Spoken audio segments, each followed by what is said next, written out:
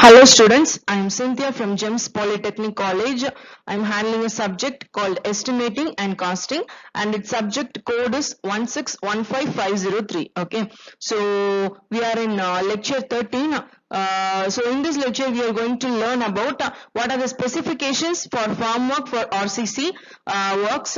Then marble mosaic tile flooring. Okay, what is the procedure, how to execute and how to lay the tile flooring. Okay, so then the third one is what is the format of measurement sheet, abstract sheet and phase sheet. Okay, so these are the this lecture. So content of the lecture. Okay, so what are the contents here? First one is specifications for formwork for RCC works. Then what is formwork? Then props and centering, removal of formwork, then marble mosaic tile flooring, then laying and bedding of the mosaic tiles. Then last one is what is the format of sheets. Okay. Okay, so first one is specifications for formwork for RCC works. Okay, so first of all, formwork means what? It is a term used for the process of creating a temporary mold into which the concrete is poured and formed. Okay, so formwork means it is nothing but it acts as a temporary mold through which the concrete is poured. Okay, so that is the definition of formwork. Okay, so formwork means it may be fabricated by using timber, but it can be of steel, etc. Okay, so first of all, formwork means what? The formwork shall be of timber, plywood or steel plates as approved by the engineer in charge. Okay, so the formwork it shall be of the materials like we can use timber formwork or plywood or steel plate formwork. Okay, so the second point is the timber used should be strong enough to avoid undue deflection when loaded and not liable to warp. Okay, so it is nothing but we have to use the strong timber for the formwork to avoid the deflection. Okay, it should withstand, right? It should withstand the load acting on the, if it is a slab means it should withstand the load, right? The timber using for the formwork, it should be strong. Okay, so that is the second point. So uses of formwork like it will be in the shape of hollow tubes and usually it is used for columns and piers. Okay, so in the image you can see, right? So this is the formwork. Then next point is it should withstand the dead load, live load and other forces caused due to the ramming and vibrations of concrete. Okay, so ramming means what? It is nothing but the compaction on the ground. Okay, so it should withstand all the loads causes due to the ramming and vibrations of concrete. Vibration means it is nothing but vibrations happens in the concrete. Ramming means it is a compaction. Okay, then the next point is number of braces and ties should be used to give additional strength. Okay, so braces means what? Why it is used? To resist the lateral load, braces is used. Okay, so ties means why it is used? To restrain some concrete pressure. Okay, for that purpose it is used. In the image itself you can see, so in the upper portion you can see, right? So this is called as braces and this one is called as tie. Okay, so why it is provided? To give some additional strength and to resist some loads or restrain some pressures. It is added to the formwork for getting additional strength. Okay, so next one is the formwork shall be constructed in such a manner that it can be easily removed without damaging the surface. Okay, we should remove the formwork without damaging the surface. We have to remove the formwork. Okay, then we have to get approval from the engineer in charge. So next one is props and centering. Okay, so props means it is nothing but for the supporting purpose of the formwork it is used. Okay, so in the image itself you can see, right? So it is called as props. Okay, so that upper and lower portion, that is called as wedges. Okay, so props used for centering shall be of steel, timber and ballies. Okay, so we can use the steel, timber and materials used for props. Okay, then we have to get the materials. It should be approved from the engineer in charge. Then the diameter of ballies means it is nothing but it is a pole. Okay, in the props you can see, right? So this is called as wait, I'll show. So this portion, okay, this is called as ballies. Then the diameter of this ballies is it should be of 100 mm. Okay, so then next one is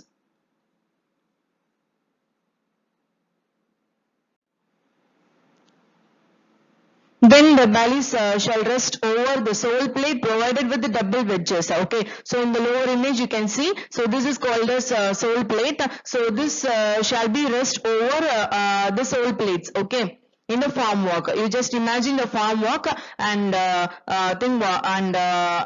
think about what I'm saying. Okay, so then last one is before placing the concrete, the props and wedges, we have to check the props and wedges whether we have connected it correctly or not. Okay, so props and centering means it is nothing but it is like for the supporting purpose it is used. Okay, this is used as a supporting purpose. Then we can use the steel and timber and ballies. Ballies means it is nothing but to keep the formwork or shuttering in place as a concrete dries. Then the diameter should be of 100 mm. Okay, then it should be rest over the sole plate. Okay, so this is about it. The next one is what? Shuttering. Okay, so we have wooden shuttering and also the steel shuttering. Okay, we can use the shuttering for, we can use the timber plates and also the steel plates for it. Okay, so in the upper image you can see the wooden shuttering, in the lower image you can see that is called as steel shuttering. Okay, then the wooden boards. Okay, we are using the wooden shuttering, right? So that surface, the wooden board shuttering surface, that should be smooth and even. Okay, then the joints shall be packed so as to stop the leakage during concreting. To avoid leakage, we have to provide joints and that should be packed.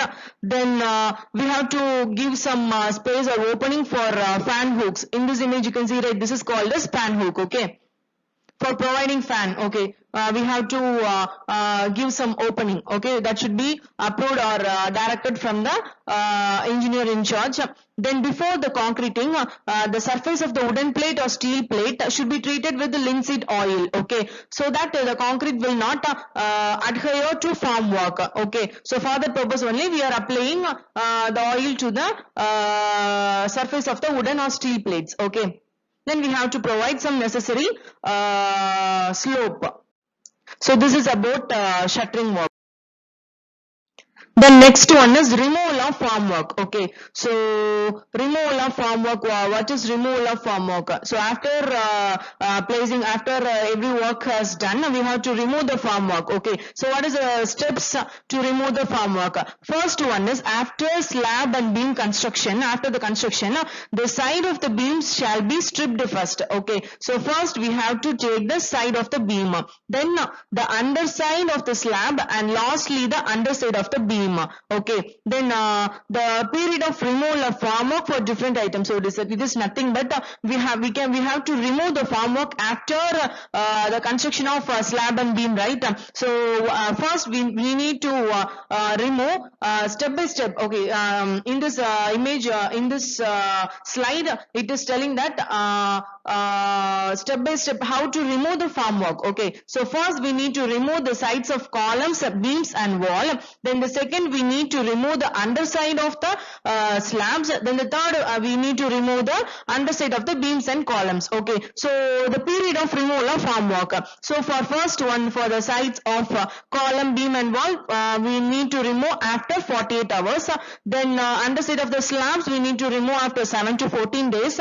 Then underside of the beams and slabs we need to remove after 14 to 21 days. Okay, so in the image you can see, right, this is called as formwork removal. Okay, so in the first one it is removing slab formwork removal. In the second thing they are removing with the crowbar. Okay, this is a process of removing the formwork. Okay, then the square. Okay, so that is about the first one. Okay, the specifications of formwork for RCC. Okay, so that is about first topic. Then the second one we are going to learn is marble mosaic tile flooring. Okay, so second thing we are going to study about marble mosaic tile flooring. Okay, so in the image you can see, right, this is called as mosaic tile flooring. What are the materials we are using for this? We need mosaic tiles, then the cement, then the sand. For providing some bedding we need these items also, right? So cement, sand, lime, water and surki. Okay, so surki means this material is called as surki. Okay, it is nothing but it is a finely powdered burned clay, okay, which is free from the admixtures. Okay, this material is called as surki. Okay, so these are the materials mosaic marble mosaic tiles. Okay, so what are the specifications of materials? First of all, so this is called as marble mosaic tiles. Then it should conform. Okay, for every work we need to check the code books, right? So here also for marble mosaic tiles we should check to Indian Standard 237/1959. Okay, and the sizes will be given in the following table. Okay, so these are the things. Nominal size, nominal length and the actual length, nominal breadth and the actual breadth, and the thickness of the mosaic tiles. Okay, this is we have taken from the code book Indian Standard 237/1959. Okay, so nominal means it is nothing but the actual means it is a true size. Okay, nominal means before drying or smoothing of the tiles we will take some length, right? So that is called as nominal length. Okay, so actual length means it is nothing but final size of it. Okay, final size of it after doing everything, after smoothing of the tiles or after drying after every work we should take some length or breadth, right? So that is called as actual value. This is the true size of the tiles. Okay, so next one. Then after that, the tiles should be of required nominal size and manufactured under press machine under a pressure of 140 kilogram per centimeter square. Okay, so in the image you can see, right, in the right side you can see on machine image. So this is called as press machine through which we can manufacture the tiles. Okay, so this is used for under which pressure, under 140 kilogram per centimeter square. The tile should be of required nominal size and manufactured under press machine. Okay, so this is called a press machine. Then the tiles should be supplied after being grinded on machine. We have to, after the grinding only we need to use the materials. Then the other specifications are already we have discussed in the brick and the uncoursed rubble masonry. Okay, so what is a preliminary work? Preliminary work means it is nothing but we need to clean the surface. Okay, we need to clean RCC slab. You can see right here, read this line: the subgrade concrete or RCC slab on which tiles are to be laid shall be cleaned, roughened and wetted before laying. Okay, so before laying the tiles we need to provide some bedding for the tiles, right? So we need to clean the surface. Okay, clean the surface. After that only we can lay the bedding for the tiles. Okay, and also the tiles also should be the tiles we are using for the flooring, that also should be cleaned and washed. Okay, before the. Then what is the procedure of execution? Okay, so in the image you can see, right, this is how we can lay the tiles. Okay, so this is the procedure of execution. Then lime mortar mixing. Okay, so first one is lime mortar mixing. What are the proportion here? First one is for the bedding purpose. Okay, bedding of the tiles. Okay, so what is the in the proportion, like 1:1:2. Okay, lime putty, then surki and coarse sand. Then the second one is 1:3, lime putty and surki. Then the third one is 1:3, lime putty and coarse sand. Okay, so these are the proportions for laying. Okay, so this is a proportion, and it should be thoroughly mixed in dry form to obtain uniform color, and we have to check whether we have lumps there or not. Then water shall then be added, and ingredients shall be thoroughly mixed. Okay, then our mortar is bedding mortar is ready, right? Then we need to use the bedding mortar. In a freshly prepared bedding mortar we have to use for it. Okay, so lime putty means it is nothing but it is made from the limestone, chalk or marble. Okay, so that is called as lime putty. Okay, so this is for bedding purpose. Then laying and bedding of mosaic tiles. Okay, so first point is the lime mortar bedding shall be spread rammed. Okay, so rammed means I have already told we have to compact. Okay, then the second one is the tiles shall be laid over a thin layer of cement paste of about 1.5 mm thickness. So over the lime mortar bedding we need to laid another layer of cement paste of 1.5 mm thickness. Okay, so after that only we can lay the tiles there. Okay, then the thickness of the lime mortar shall be of 20 mm as per IS 1443. Okay, then the tiles shall be laid one after another, each tiles being gently tapped with the wooden mallet. Okay, it is nothing but this is called as in the image you can see, right? This is called as wooden mallet. We need to just tap the same process, compact. Okay, so this is for we can use that wooden mallet to tap the tiles. Okay, then after that the tiles are properly bedded.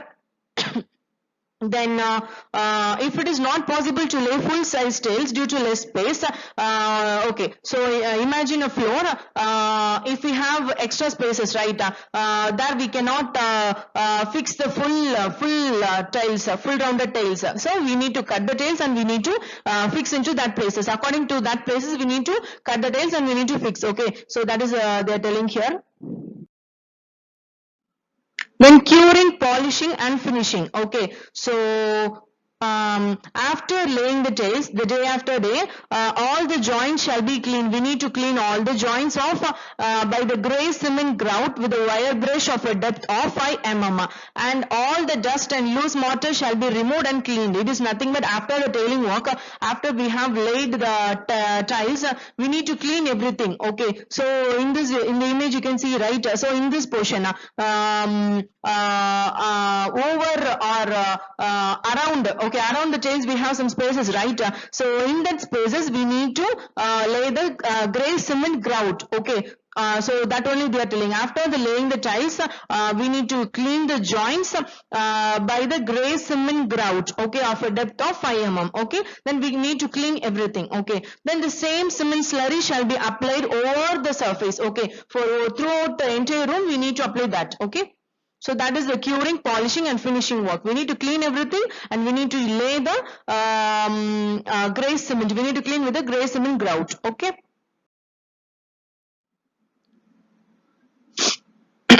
Then this is full about grinding. Okay, so the flow shall be okay. Curing purpose we need to keep for at least 7 days.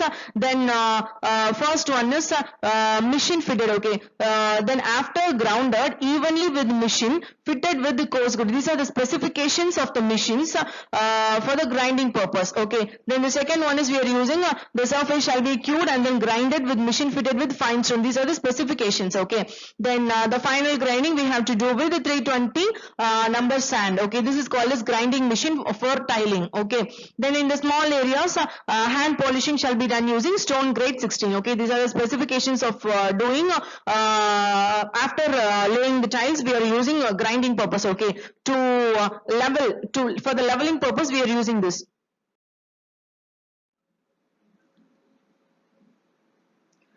Then last one is what is the procedure of execution. Okay, so for first rubbing, medium stone grade number 80 for medium rubbing and stone of fine grade 120 for final rubbing. Okay, so for first rubbing we are using medium stone number 80. Then the stone of fine grade 120 for final rubbing, it shall be used in the same manner we have done in the machine grinding. Okay, then second one is we need to clean over by using oxalic acid shall be dusted over the surface, sprinkled with the water and rubbed hard with the pad of woolen rags. Then the following days the floor shall be wiped with the moist rag and dried with a soft cloth. Okay, so to keep the tile wet and clean, okay, this is a process we need to do all these rubbing. Okay, first rubbing, middle rubbing and final rubbing we need to do with the specifications mentioned here. Then we need to sprinkle some water and we need to rub neatly. Then we need to wipe with the moist rock to get a wet surface. And then we have to and dry it with the soft cloth. Okay, we need to clean with the cloth. Okay, then the last one is the damaged tiles or distorted tiles, if any, shall be properly replaced. Okay, we need to, if we saw something damaged, means we need to take that and we need to use the proper tiles. Okay. Then measurements and arrangements, it is nothing but the quantity we are using for it. We need to measure in square meter. Then there should be no deductions. Then the width of the thread shall be greater than 30 centimeter. Then the rates. Okay, rates means it also it will include all the materials, machines and labor. Okay, from the starting to the finishing of the finishing of the work. So rate means it include all the materials, machines and labor cost, everything involved in the process of the laying the tiles. Okay. Okay, so this is about the format of, we have already, this is third topic, format of the sheets. Okay, measurement sheet, abstract sheet and phase sheet. Okay, so this is a format of measurement sheet. In the measurement sheet it will have the name of the work and page number, item number, description of item, number, length, breadth and depth and the quantity and the total quantity. Okay, so measurement sheet means it is nothing but it is a record of measurements taken for the selected item. Okay, for calculating the quantity of various items of structure. Okay, so this is a format of measurement sheet. Then next one is format of abstract sheet. Okay, so this is a format of abstract sheet. In the abstract sheet it will have item number, description of item, quantity, unit and its rate and per cost per unit, then amount and the total amount. Okay, it will be mentioned, these are the things mentioned in the abstract sheet. Okay, the cost under item of work calculated from the quantities already computed at workable rate, that is nothing but the quantities along with the rate, it will be mentioned in the per unit. Okay, cost of each and every items, it will be mentioned in the abstract sheet.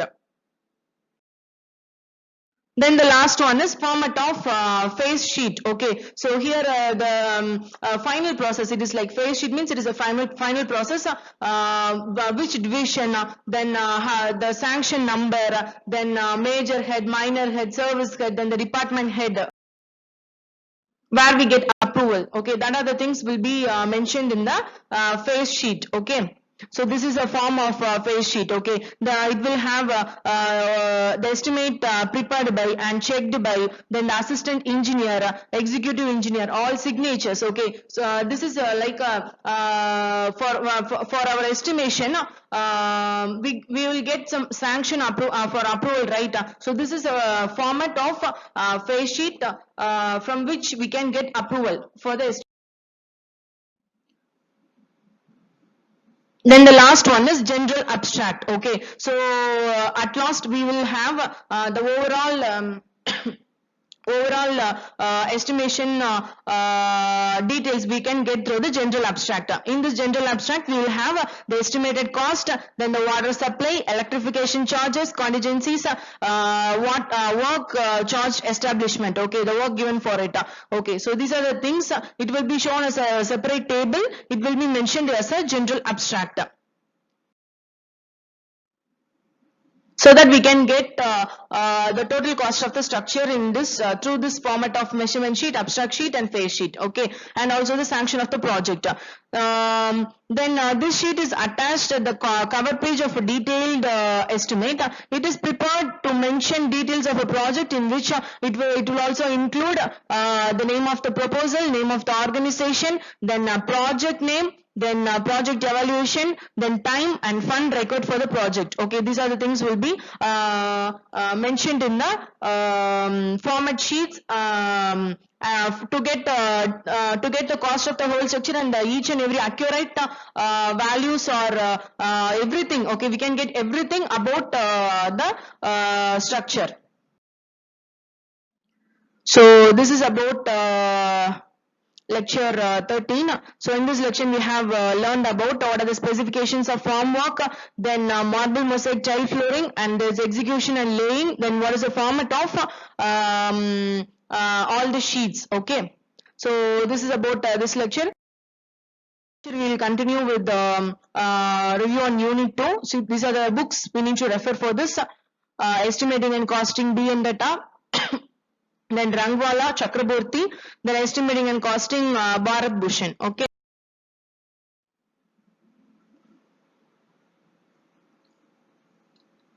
Okay, so this is for lecture 13. Next class we will continue with the review on unit 2. Thank you.